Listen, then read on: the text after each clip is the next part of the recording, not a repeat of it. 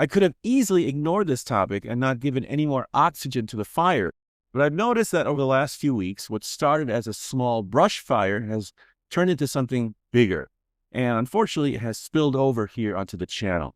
So with that, let's even out the conversation. This video is for those who label Foreign Tongues an AI album.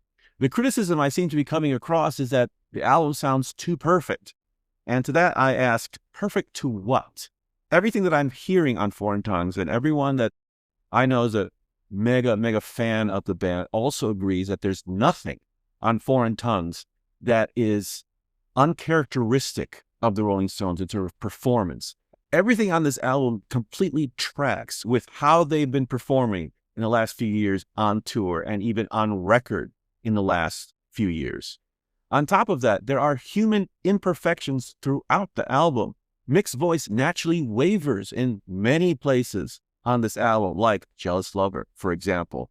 On top of that, there are moments where the tempo changes in songs, and there are modulations happening that imply a very obvious human element in the playing. When humans play music, tempos change throughout the song, and that'll happen very naturally, and it happens in this album, specifically something like in Rough and Twisted. In terms of just performance, the AI argument really falls apart because the human element is completely here on Foreign Tongues. Well, so what is the real explanation of what is really going on this album? Well, it's very simple. It's what I call the trifecta effect. What people are looking for an answer as to why things sound so great on this album, and it being a technological explanation, it's a very human explanation, in fact. What you're hearing on Foreign Tongues is what I call a trifecta effect. Number one, a completely inspired Mick Jagger leading the way. Number two, Andrew Watt, producer of the album, pushing and refining the music harder and stronger than any producer the Stones have had easily since Jimmy Miller. Number three, Steve Jordan. He's contributed a brand new rhythmic foundation for the band here on Foreign Tongues. You put those three ingredients together, Mick's inspiration, Andrew Watt's pushback and quality control, and Steve Jordan's huge new musical contribution to the band, and suddenly this album that is detailed and completely refined isn't so mysterious after all. The argument supporting that this album is not real breaks down even further, especially when you see the receipts. The Stones have put out several videos that show us the process they took in making this album. There's a fantastic video that Variety put out between Mick Jagger and Andrew Watt, sitting at the mixing console, deconstructing the stems and the tracks for Mr. Charm. It's right there for you to see. Andrew Watt literally picking apart the song, isolating different stems and different tracks on the album directly on the Pro Tools session. They even show you a little bit of Mick's original demo for Mr. Charm, showing you where the song was beginning early on in the pre-production process as Mick Jagger was performing it with Steve Jordan. Of course, it's just, we can play it. Should I play a little? Yeah, go ahead.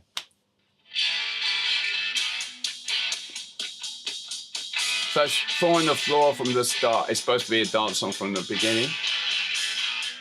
So it's just me and Matt playing the drums. Now I sing. But I'm singing really quiet. And then I'm just playing like funk guitar, like on the verse, like setting a groove. Yeah, right? set the groove. And then the other day, the Stones released complete footage of them recording Mr. Charm in the studio.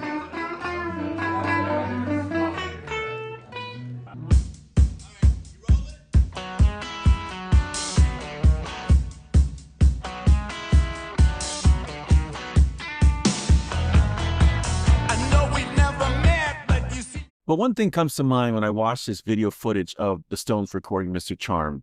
You have the three Rolling Stones right there, Mick Jagger, Keith Richards, and Ronnie Wood. You have Steve Jordan, an incredible musician whose resume speaks for itself. He's played with everyone and can play anything. And round that out with Steve Winwood on keyboards and Daryl Jones on bass. You literally have hundreds of years of professional, high caliber expertise in that room for each of those musicians and their instruments. there is no need for AI when you've got those guys in the room. These guys can handle it, okay? This is rock and roll, not rocket science. People have oversimplified this idea of recording music, making it seem like how you record a song is a band walks into a stage, someone hits record, the band performs the song, and 4 minutes later, voila, that's what you get on the record. The band does record the songs together in a room, all together, and capture the performances live together. And you can perform the song several times and choose the best performance that the band feels is the right one to go with. And on top of that, there's the overdub sessions. You can overdub to your heart's desire. Between capturing the band coming together and recording the song in different takes and choosing the best performance of that song, and then overdubbing all the instruments that you could possibly want and picking the best performances from each, and Mick Jagger creating a perfect vocal performance from various takes, if that's what he does. My point is, those are all baseline things that artists have access to in the studio, even before you get to AI. And this is what the Stones have been doing forever. So how did we get here with people thinking that Foreign Tongues is an AI album? Well, I think part of it is that the Stones themselves inadvertently planted the seed themselves with the In the Stars music video that came out about a month ago before the album came out. There was some controversy with that music video when the Stones used different stand-ins to portray them, but the stand-ins' faces were replaced with an AI younger version of the Stones' faces put on top. Apparently, that did not sit well with people. I believe that was the match that inadvertently created the spark of this paranoia that now hovers around this album. This is basically guilt by association. Sure, the Stones use AI in their music video, but now people just assume that the rest of the music connected to the album is also affected by AI. But evidence of AI in a music video is not the same as AI in the actual music. There are many things of this album that are brand new areas that the Stones have not explored before musically that they are doing here on Foreign Tongues. And if that is the smoking gun of why people think AI is involved, because the Stones are doing some brand new things on this album, you're conveniently forgetting that the Stones have always done that throughout their career. No 2 or 3 albums sound alike among their 25, 26 studio albums from the last 60 years. I've said this before, Beggar's Banquet sounds nothing like Emotional Rescue. It's Only Rock and Roll sounds nothing like Undercover, and so on. So they've been doing new things in albums way before AI. There's an irony here because there are actual AI-created songs that have been floating around YouTube for the last few months. Someone out there has created an AI version of the Stones and made a couple songs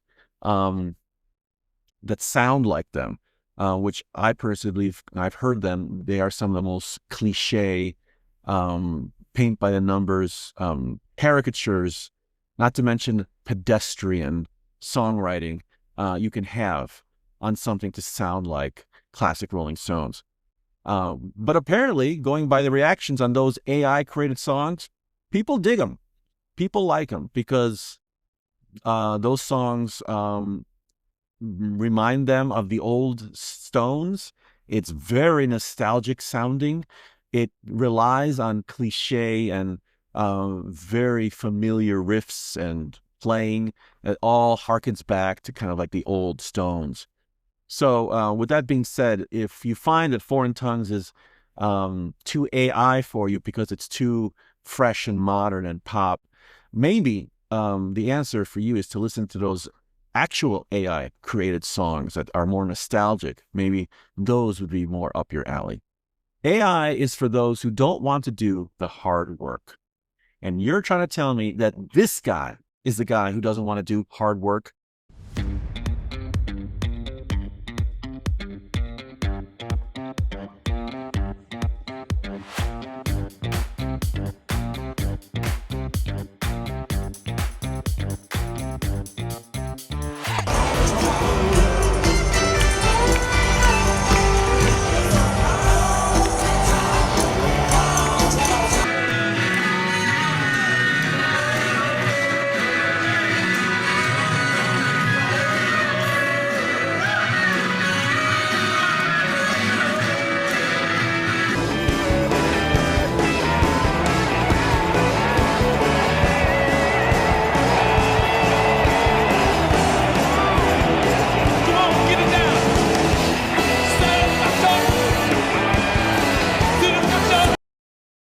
Uh huh.